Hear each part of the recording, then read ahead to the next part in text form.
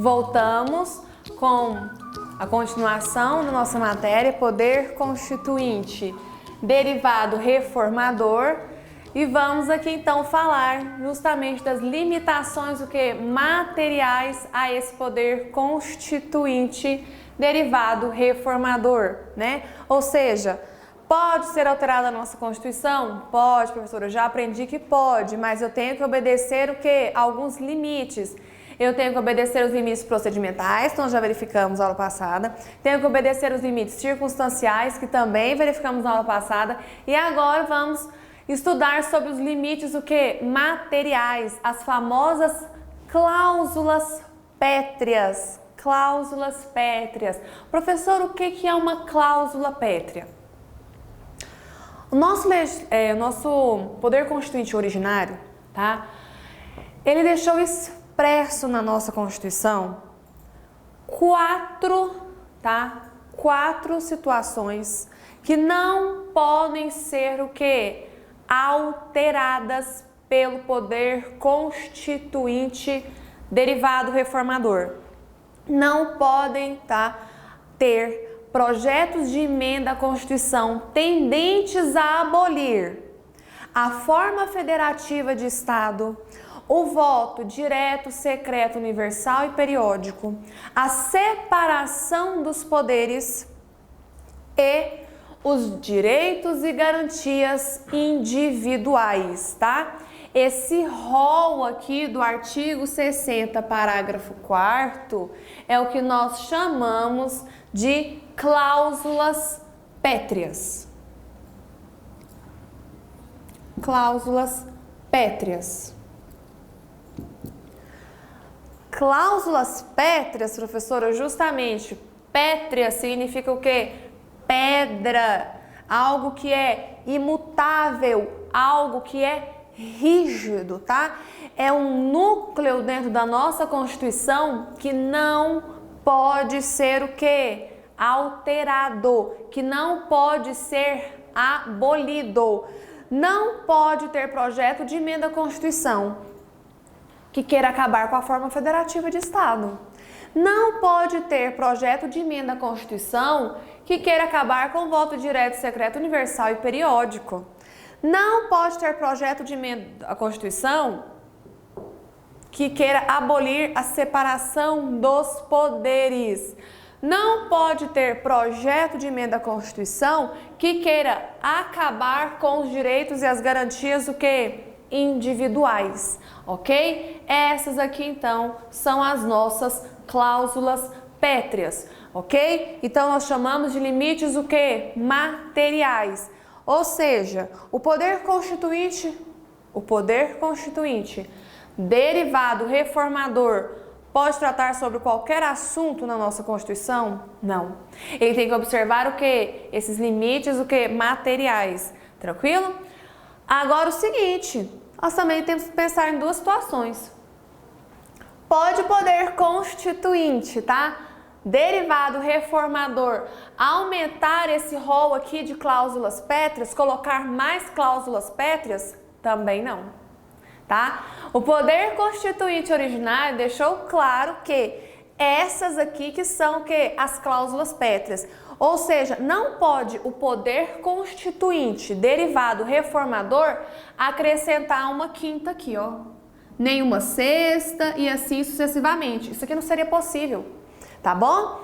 Agora, é possível aumentar os direitos e as garantias individuais por meio de por meio de emendas à Constituição? É possível aumentar os direitos e as garantias individuais por meio de projeto de emenda à Constituição? Sim, isso é totalmente possível, tá? Um exemplo claro, artigo 5º, inciso 78 da nossa Constituição, foi acrescentado pela emenda constitucional número 45, de 2004. É o quê? É um direito e uma garantia individual, ok?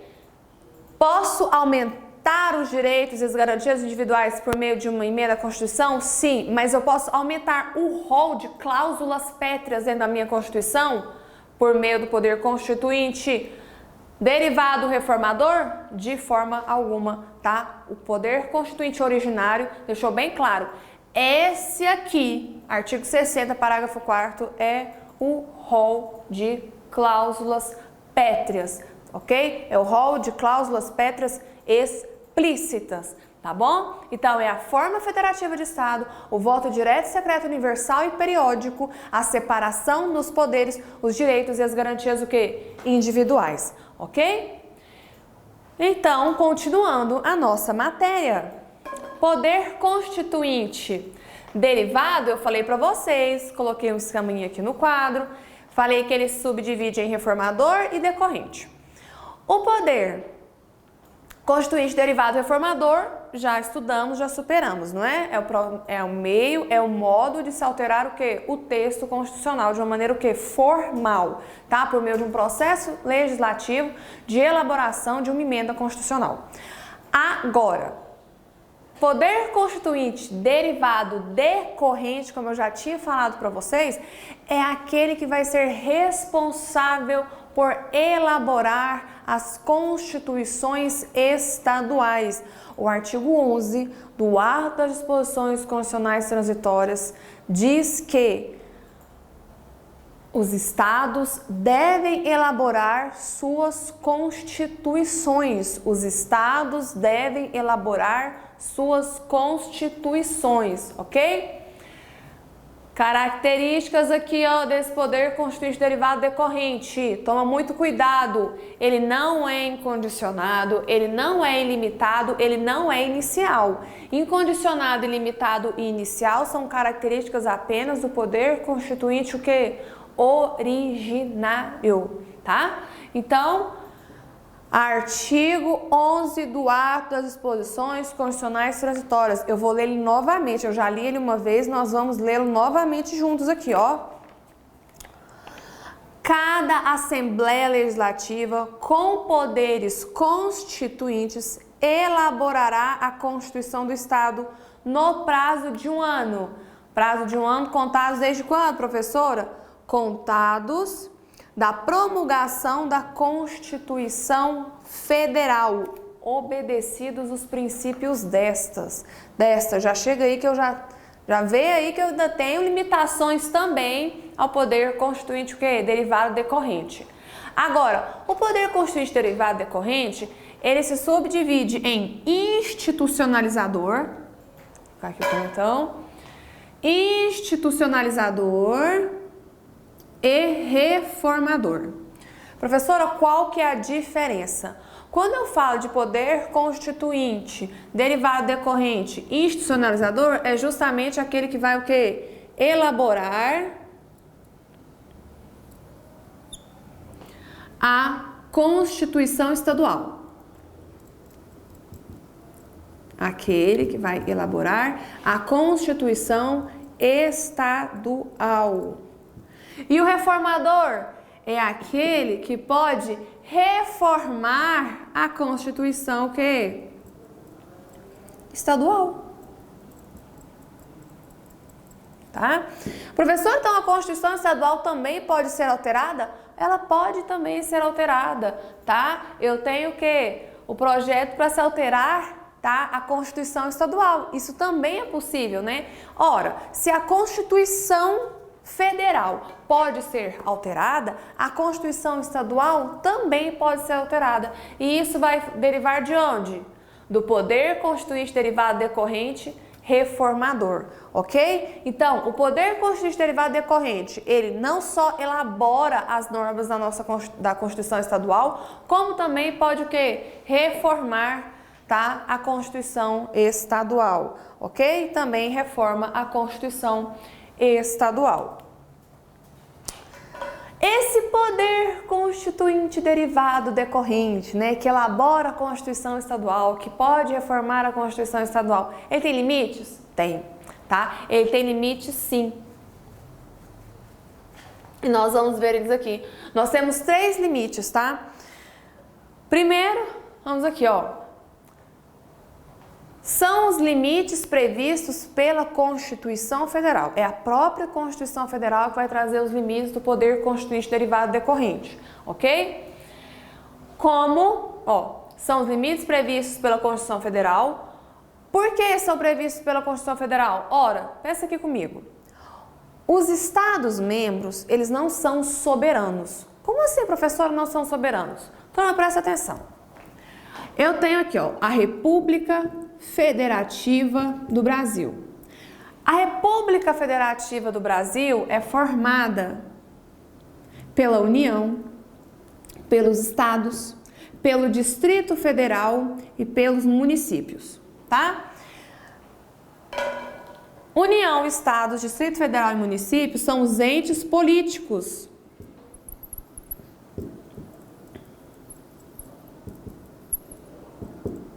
Tá? Quem detém soberania, elemento constitutivo do Estado, não é soberania? Pois bem, quem detém soberania, quem é governo soberano é a República Federativa do Brasil, tá? Soberania é para a República Federativa do Brasil. Os entes políticos, tá? Os entes federativos, eles têm o quê? Autonomia.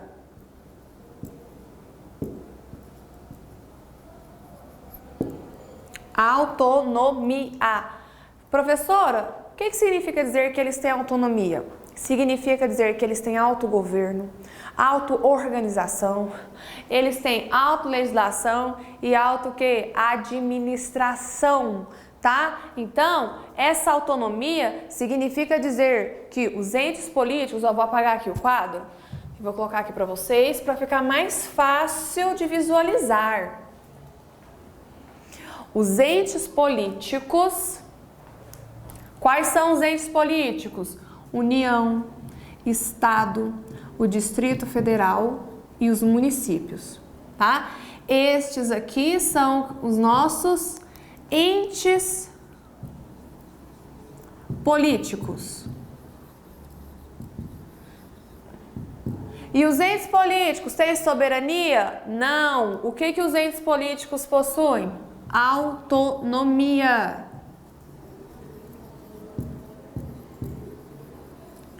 E essa autonomia significa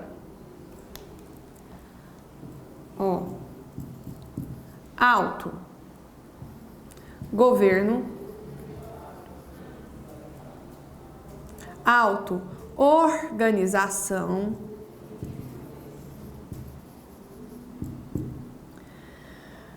auto-legislação e auto-administração e auto-administração. Tanto a União, como os estados, como o Distrito Federal, como os municípios têm autogoverno. Eles têm governo. Eles têm organização própria. Eles têm uma legislação própria e eles têm administração própria, tá? Só que, obviamente, esse governo, essa organização, essa legislação e essa administração devem obedecer o quê? Os preceitos constitucionais, tá? Devem obedecer os preceitos o quê? Constitucionais. Então, olha aqui.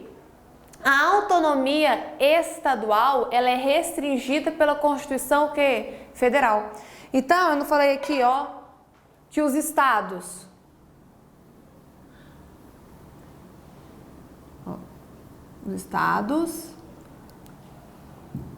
elaboram Constituição?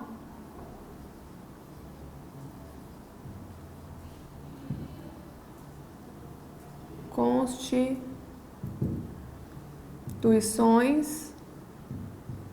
Aqui, Os estados não elaboram suas constituições? Pois bem, só que essa Constituição aqui, ela não pode, tá?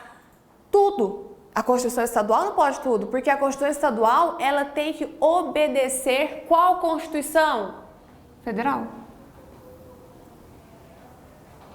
Tá? Ou seja, o poder constituinte derivado decorrente, ele tem o quê? Que obedecer os princípios constitucionais, tá? Ele deve obedecer os princípios constitucionais. E nós vamos estudar esses princípios, tá? Esses princípios constitucionais. Olha só o conceito que eu coloquei aqui para você. São os limites previstos pela Constituição Federal. Como os Estados-membros não são soberanos, mas apenas autônomos, a autonomia estadual é restringida pela Constituição Federal. Assim, mesmo o poder constituinte derivado decorrente deve curvar-se aos seguintes princípios constitucionais. Quais princípios são esses? Os princípios constitucionais sensíveis, lá do artigo 34, inciso 7º da nossa Constituição. Olha aqui, trata-se de princípios de importância tal, uma vez que não observados pelo Estado-membro, é cabível o quê? Intervenção federal. Olha aqui, ó, intervenção federal, para assegurar que sejam cumpridos, tá? Afastando-se temporariamente a autonomia do ente federativo, tá bom? Esses princípios, eles vêm taxativos, tá? No artigo 34, inciso 7º da nossa Constituição. Quais princípios são esses? Forma republicana, sistema representativo e regime o quê? Democrático. Direitos da pessoa humana, autonomia municipal, prestação de contas da administração pública direta e indireta e ainda a aplicação do mínimo exigido da receita resultante de impostos estaduais, compreendida a proveniente de transferências na manutenção e desenvolvimento do ensino e nas ações e serviços públicos de saúde. Esses princípios constitucionais sensíveis do artigo 34, inciso 7º, devem o quê? Obrigatoriamente serem obedecidos pela Constituição que estadual. Não pode ter uma Constituição estadual que vai abolir o quê? A forma republicana. Isso não pode existir, tá? Caso contrário, diz respeito aos princípios constitucionais o quê? Sensíveis, dá ensejo a uma intervenção o quê? Federal. E essa intervenção federal, ela vai temporariamente afastar o quê? A autonomia do ente federativo até que se resolva a situação, ok? Segundo o princípio que eu tenho que obedecer o poder constituinte derivado decorrente, são os princípios constitucionais estabelecidos. Como assim, professora? Princípios constitucionais estabelecidos. Olha aqui, é um conjunto de normas que vai justamente limitar a autonomia, o que? Estadual, tá? Em obediência à regra segundo a qual os Estados-membros se reservam os poderes que não lhes sejam o que? Vedados. Ou seja, aquilo, tá, que não é proibido ao Estado-membro, ele pode o quê? Ele pode realizar, tá? Então, aqui, por isso, a identificação das normas, relacionadas a este tipo de princípio, eu preciso conhecer o texto, o quê? Constitucional. Eu preciso conhecer o texto constitucional para saber o que é de competência da União, o que é de competência dos estados, o que é de competência do Distrito Federal e o que é de competência do município, tá? Porque senão eu vou ter um grande problema que é um ente federativo entrando, tá? Ou interferindo na competência de outro ente, o quê? Federativo, de outro ente político. Então, esses princípios, eles devem ser o quê? Observados, eles devem ser obedecidos pelas constituições estaduais. Será que a Constituição do Estado de Goiás pode colocar, tá, no seu texto, atribuindo competência ao Estado de Goiás de algum assunto que é especificamente competência da União? Não pode, não. Tá? Ué, professora, por que não? Porque a própria Constituição deixou claro, tá? Quando vai tratar de organização do Estado, o que é competência da União, o que é competência do Estado, o que é competência do Distrito Federal e o que é competência dos municípios. Tem que conhecer o texto constitucional, tá? O que é competência legislativa de cada ente político, o que é competência administrativa de cada ente político. Então, olha aqui, eu coloquei uns exemplos para vocês. As regras de repartição de competências, as normas do sistema o quê? Tributário, a organização dos poderes, as garantias individuais, os direitos políticos, etc. Ok? Ou seja, as constituições estaduais também têm que obedecer o quê? Os princípios constitucionais já estabelecidos, ok? Vamos encerrar neste ponto. Continuamos a próxima aula ainda falando, tá, de poder constituinte, derivado, decorrente, ok? Até a nossa próxima aula.